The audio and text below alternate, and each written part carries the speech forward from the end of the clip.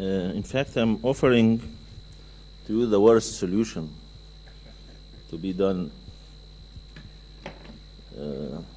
which is classic lumbar laminectomy. I stopped doing classic laminectomies many years ago, but in selected cases we may need it. We all know the abnormal narrowing of the spinal canal and or neural foramina causing symptomatic compression of neural elements may need treatment. And it is a result of aging, arthritis of the spine, congenital defects, Paget's disease, achondroplasia, tumors, traumatic injury, or herniated disc. Anatomic factors contributing to the lumbar spinal stenosis may be a congenitally short pedicles, facet hypertrophy, disc space narrowing, acute disc herniation, or chronic calcified disc, osteophytes, thickening of the ligamentum flavum, and synovial cyst formation or degenerative spondylolisthesis. It is most common indication as a classic laminectomy for spinal injury over 60 years. Symptoms of the stenosis may be neurogenic claudication, radicular pain, weakness, sensory abnormalities, or back pain.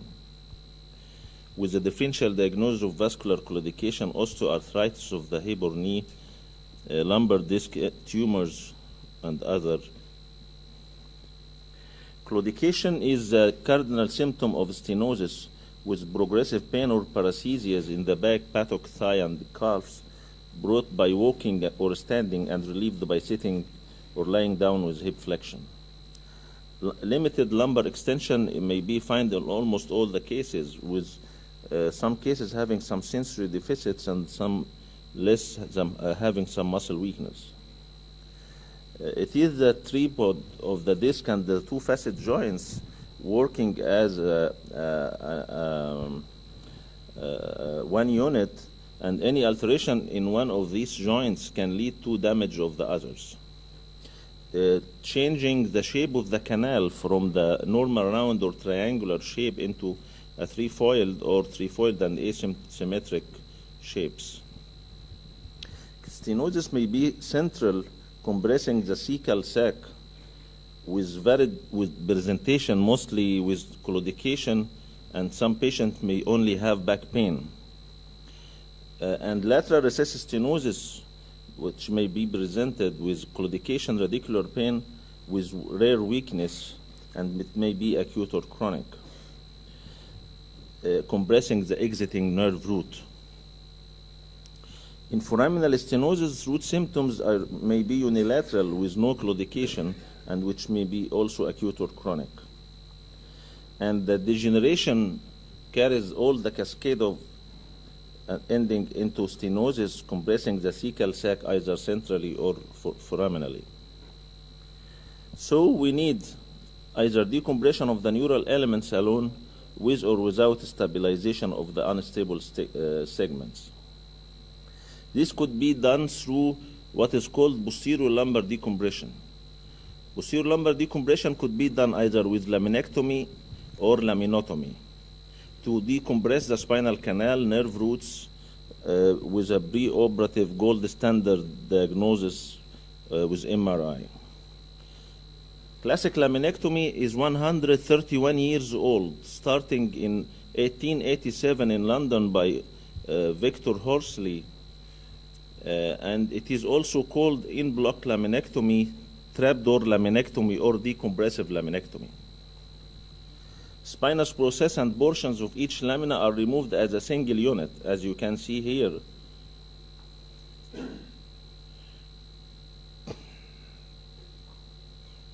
The target is maximum expansion of the spinal canal at the selected segment, creating more space for spinal nerves and cecal sac, and this is particularly useful in congenital stenosis.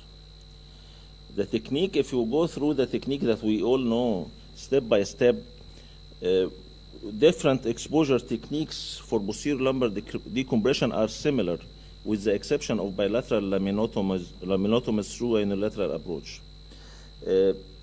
Site of the incision should be guided by either bony prominent landmarks by palpation at L4-5 and lowest interspinous defect, and by needle spinal localization X-ray guided.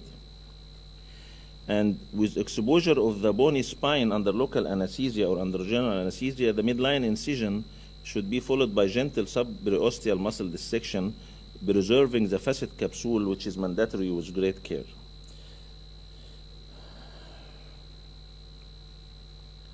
Muscle retraction is done until the level of the bars with different types of self-retaining retractors, and X-ray confirmation of the level is also mandatory. Resection of the supra and interspinous ligaments above and below, and removal of the inferior facet with high-speed drill or diamond burr or osteotome, preserving at least 7 to 8 millimeters of the pars to prevent iatrogenic fracture, and at least 50% of the facet joint laterally. Then we go through thinning of the lamina in a trough-like fashion bilaterally with high-speed burr or lexal ronge, and a curved curette is used to sweep the ligamentum flavum and the other capsular soft tissue from the ventral laminar wall. And the Carrison ronge is placed underneath the thin trough to resect the deep cortical bone of the lamina from below upwards, we complete both the trough laminectomies. The spinous process is grabbed with a clamp and gently teased it away from the underlying ligamentum flavum while sweeping with a curette. Then complete decompression of the spinal canal and lateral recess and the foramina by removing the residual bone, ligamentum, and facet capsule tissue. If the stenosis is localized to the ligamentum flavum and the facet hypertrophy, exposure of the facet above is not needed. Only portion of the lamina overlying the hypertrophied ligaments require resection, leaving the portion of the lamina above the insertion of the ligament intact. Decompression of the lateral recess is by undercutting the ventral aspect of the facet joints and the ligamentum flavum with medial facetectomy if necessary, and the traversing nerve root under the facet joint must be visualized. Bilateral laminoforaminotomy is first described in 1988 as a modification of the classic laminectomy. Is done with preservation of the spinous processes, interspinous ligaments, and supraspinous ligaments, and may be done bilaterally or unilaterally in some cases. I'd like to mention some of the pitfalls of this traditional classic technique. Patients who improved and respond to an epidural preoperative steroid injection tend to have a good prognosis as regard to outcome. Routine dynamic X-ray films are mandatory for assessing the patient preoperatively because any dynamic instability should be better treated with fusion rather than a laminectomy alone. Wrong level surgery or exposure carries the risk of early adjacent level disease and, of course, litigation against the surgeon himself.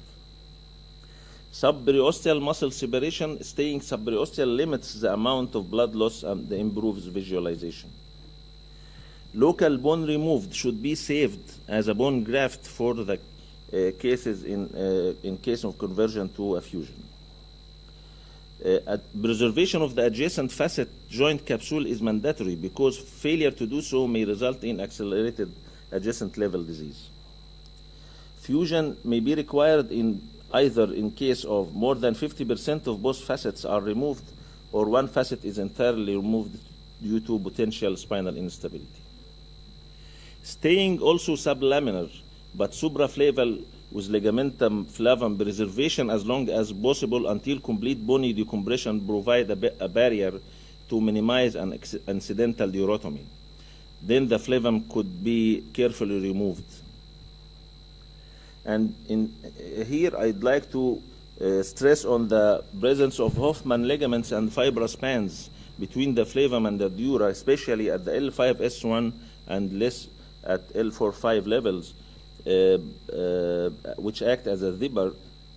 And here you should bite, not pull the ligament, and bisect the fibrous band and the ligament once recognized near the ligamentous end by fine scissors. And to avoid incidental durotomy for safe decompression of the lateral recess and the foramen, it is better performed from the opposite side.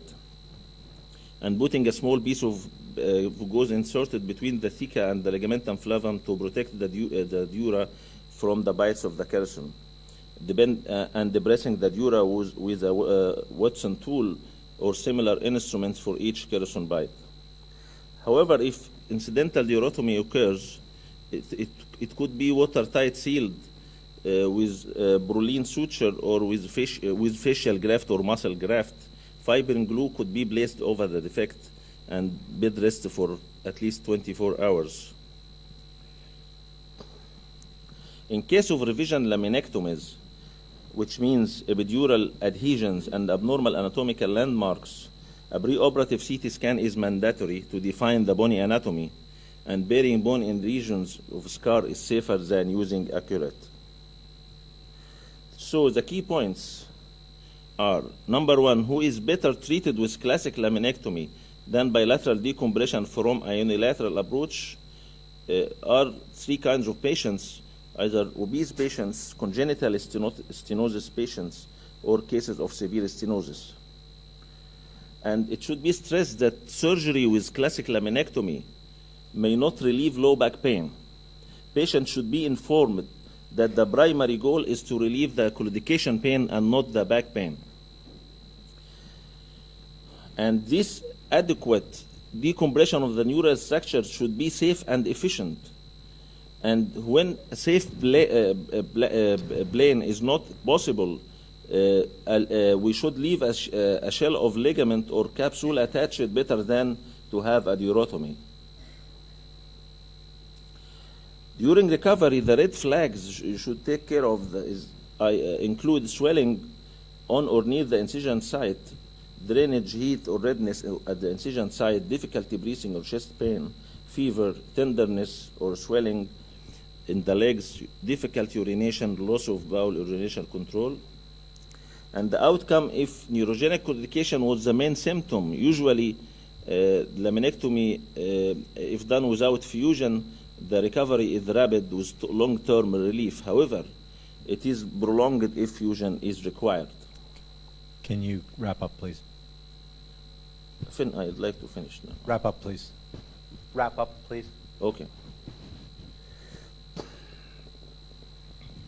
If I have to choose between minimally invasive and open laminectomy, of course, minimally invasive approach had a significant VAS improvement, but the ODI scores were almost statistically the same. And open laminectomy is much better than conservative treatment at a 2 years and more follow-up. Thank you very much. Okay. Our next speaker is Kamal Kosh, who is going to talk about the unilateral approach.